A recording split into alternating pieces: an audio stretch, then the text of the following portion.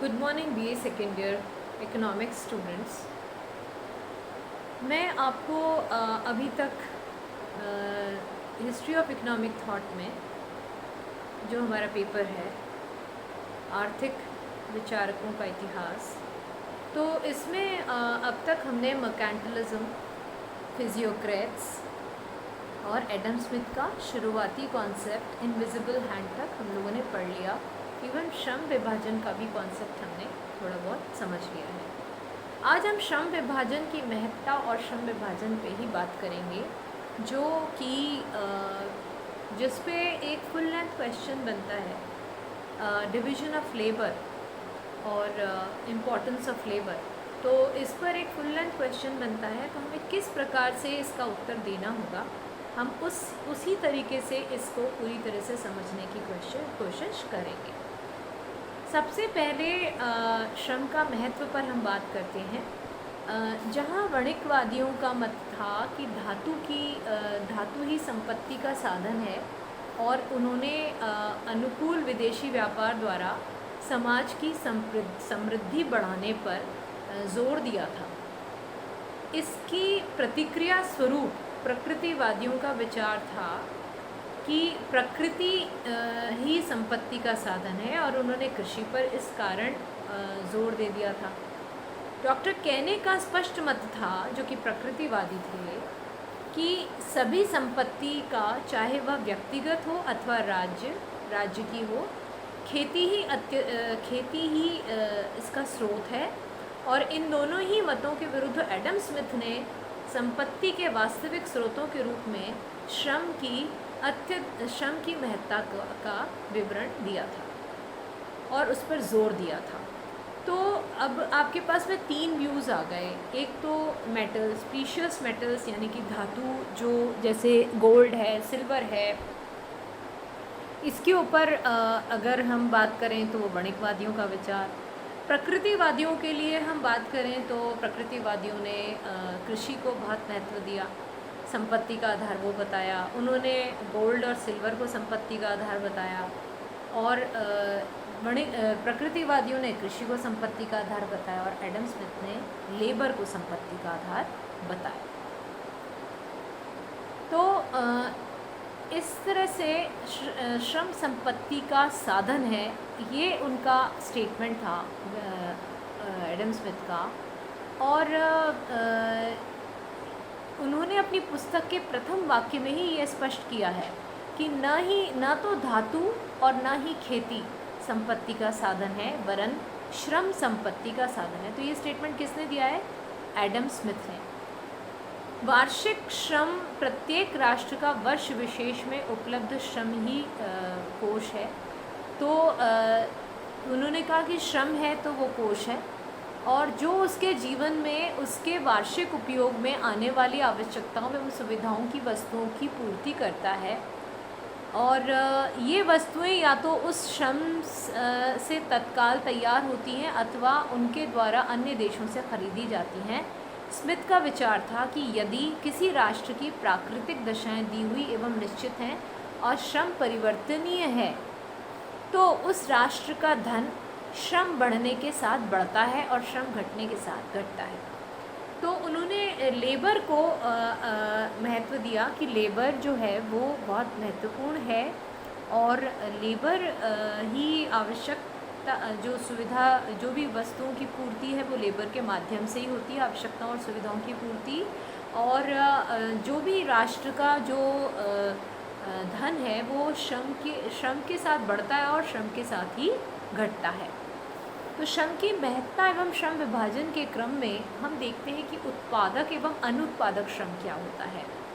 तो स्मिथ ने मानवीय श्रम को उत्पादक एवं अनुत्पादक दो भागों में विभाजित किया, और कहा कि जो श्रम पूंजी के सहयोग से गतिमान रहता है, केवल वही श्रम उत्पादक है। ध्यान देने की बात यह है कि उन्होंने उस श्रम को उत्पादक बताया जो कि पूंजी के सहयोग से गतिमान रहता है, और इसी से मूल्यों का सृजन एवं उत्पादन होता है। उन्होंने कहा इसी से मूल्यों का सृजन एवं उत्पादन होता है। इसी आधार पर स्मिथ शासक वर्ग, सेना पादरियों, वकीलों, शिक्षकों, डॉक्टरों, संगीतज्ञों व रंगमंच के कलाकारों को घरेलू नौकरों के समकक्ष मानकर उन्हें अनुत्पादक श्रम में शामिल करते हैं।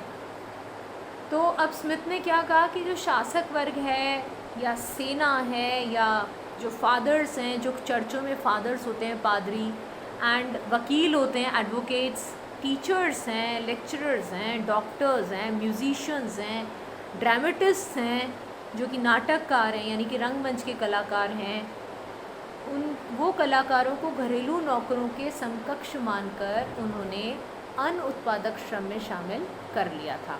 उनके अनुसार श्रम की उत्पादकता समाज के पूंजीगत कोष पर निर्भर करती है, इसलिए उन्होंने बचत व मितव्ययिता को प्राथमिकता दी।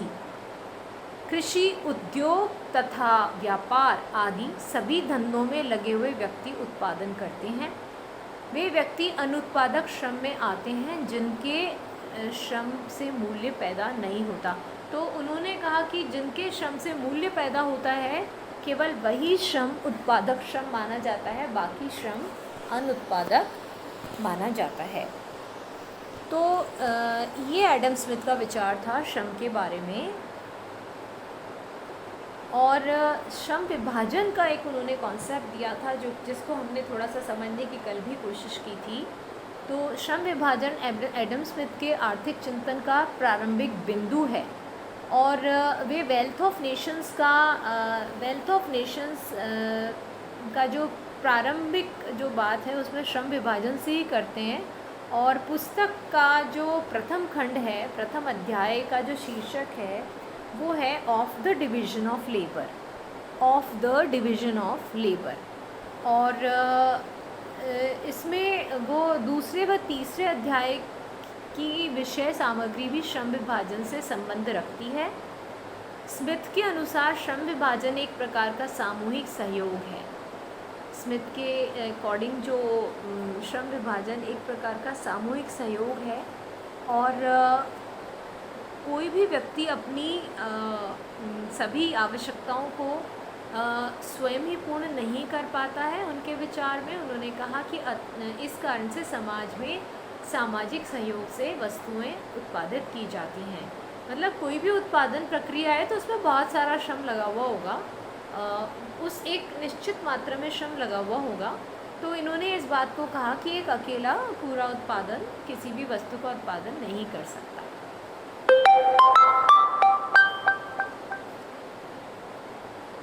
तो इस सामाजिक सहयोग का एक दूसरा रूप है कि एक वस्तु के उत्पादन में अनेक लोग सहयोग दें।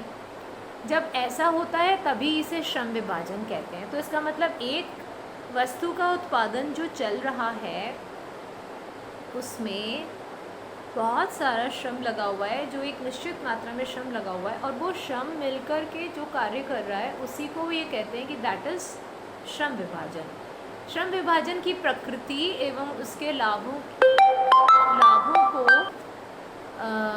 स्पष्ट करने के लिए स्मिथ ने पिन निर्माण का मैंने कल भी आपको बताया था कि एक फैक्ट्री में वो गए थे और उन्होंने पिन निर्माण का एक उद्योग लिया था और उसमें 18 विभिन्न क्रियाएं संपन्न की जाती हैं, ऐसा उन्होंने देखा और जिन्हें अलग अलग व्यक्तियों द्वारा पूर्ण किया जाता था।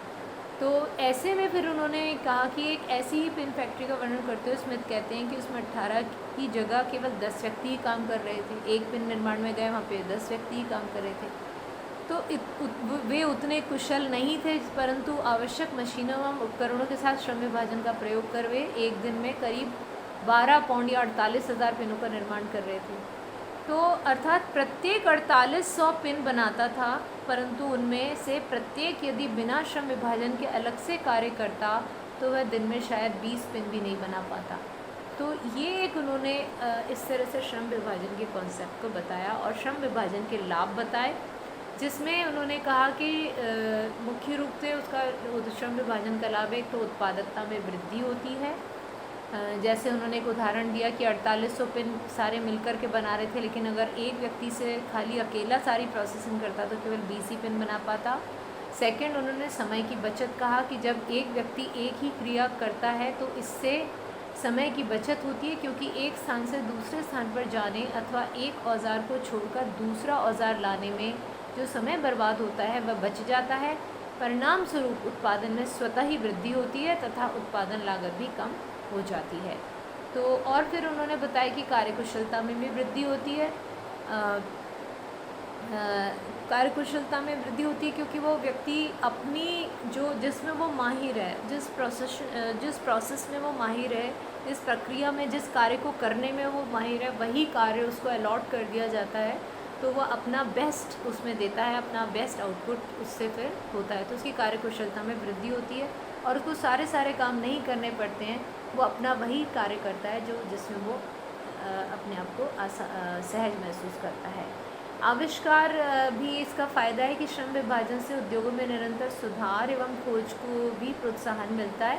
श्रम विभाजन से कार्य यांत्रिक हो जाता है, श्रमिक को अपना संपूर्ण ध्यान इसी ओर केंद्रित रखना पड़ता है कि वो कार्य को और अच्छी तरह से कैसे करें, तो इससे नए नए आविष्कारों की पृष्ठभूमि भी बनती है। तो श्रम की महत्ता एवं श्रम विभाजन में अब हम लोग इसके बाद श्रम विभाजन के दोष पढ़ेंगे। आज हम इतना ही पढ़ते हैं। Thank you so much. अपन अब नेक्स्ट क्लास में सारी चीज़ें पढ़ेंगे इसके आगे। Thank you so much.